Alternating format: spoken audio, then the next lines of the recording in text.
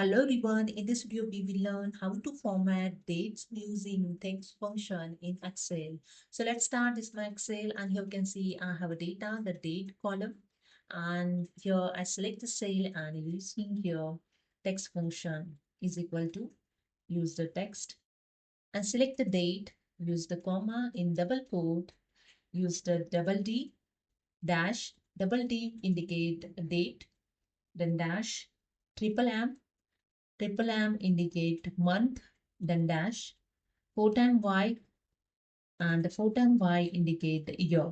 Again, use the double quote, bracket closed, and enter. And that's it. I just copy these functions and paste in below cell. And here you see all date format it changed. Okay. So this is a way you can format dates using the text function in Excel. Hope you understood. If you like this, please subscribe. Thank you so much.